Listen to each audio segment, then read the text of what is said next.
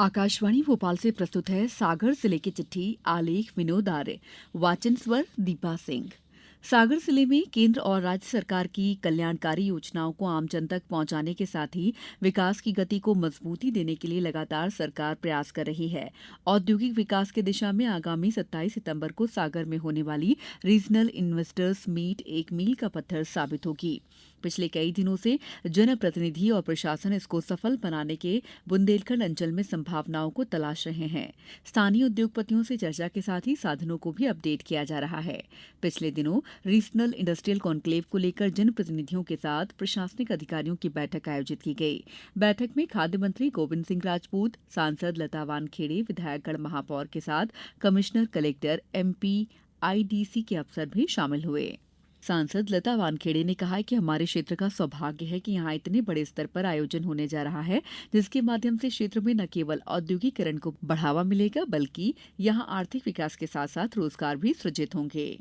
पिछले दिनों प्रदेश के मुख्यमंत्री डॉ मोहन यादव ने जिले के बीना में आयोजित एक कार्यक्रम में लाडली बहनों को सितंबर माह की किस्त के रूप में 1574 करोड़ रुपए का हस्तांतरण किया। उन्होंने सागर जिले को 200 करोड़ रुपए से अधिक की राशि की सौगात दी, जिसमें 161.24 करोड़ रुपए के 11 लोकार्पण कार्य और 53.94 करोड़ रुपए के 11 भूमि पूजन कार्य किए गए। इस मौके पर मुख्यमंत्री डॉ यादव ने कहा कि बुंदेलखंड पंजाब और हरियाणा को विकास में पीछे छोड़ेगा। प्रधानमंत्री श्री नरेंद्र मोदी द्वारा पराक्रम और शौर्य की धरती बुंदेलखंड के लिए विकास का बहुत बड़ा निर्णय केन बेतवा नदी जोड़ो परियोजना के माध्यम से लिया गया है। बुंदेलखंड में भी आईटी पार्क बनाया जाएगा, जहां युवाओं को काम भी मिलेगा और सीखने का मौका भी। आगामी 27 सितंबर को सागर में आयोजित होने वाली रीजनल इंडस्ट्रियल कॉन्क्लेव के बारे में बताते हुए कहा कि बुंदेलखंड क्षेत्र में निवेश की अपार संभावनाएं हैं। कॉन्क्लेव में देश विदेश के उद्योगपति शामिल होंगे और बेहतर रोजगार के अवसरों के साथ साथ क्षेत्र के आर्थिक विकास में भी सहयोगी बनेंगे। मुख्यमंत्री डॉ यादव ने एरंड उत्सव शुरू करने की भी घोषणा की। उन्होंने इस संबंध में प्रस्ताव बनाकर भेजने के लिए कहा, जिसके आधार पर जल्द ही यहाँ उत्सव शुरू किया जाएगा। उन्होंने कहा कि बीना नदी परियोजना के अंतर्गत शेष बचे 129 गांवों को भी जोड़ा जाएगा। उन्होंने बीना में आईटीआई खोलने, बीना अस्पताल को 30 करोड़ रुपए की मदद से 100 बिस्तर अस्पताल बनाने, खिमलासा को तहसील बनाने, ग्राम पंचायत मंडी बामूरा को नगर परिषद बनाने, नगर विकास के लिए नगर पालिका को 5 करोड़ रुपए की सहायता देने, बीमा में पॉलिटेक्निक कॉलेज खोलने की भी घोषणा की। पिछले दिनों प्रधानमंत्री नरेंद्र मोदी के जन्मदिन पर स्वच्छता पखवाड़ा की शुरुआत की गई और जिला अस्पताल में प्रधानमंत्री भारतीय जन औषधि केंद्र की शुरुआत हुई।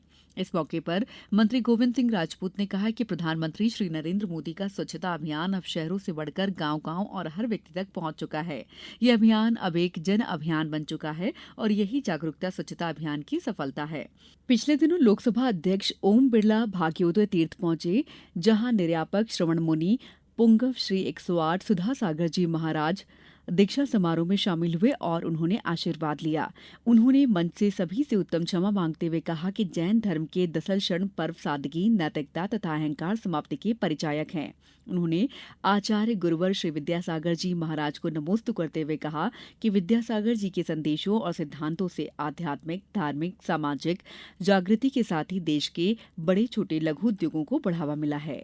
यहीं के शिष्य मुनि श्री सुधा सागर जी महाराज ने अपने तप, तपस्या और कठिन परिश्रम से समाज में एक नई चेतना का प्रवाह किया है।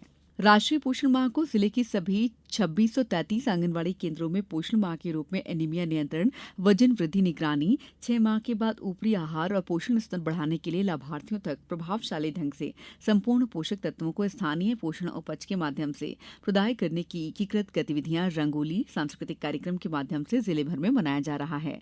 जिले की चिट्ठी समाप्त हुई।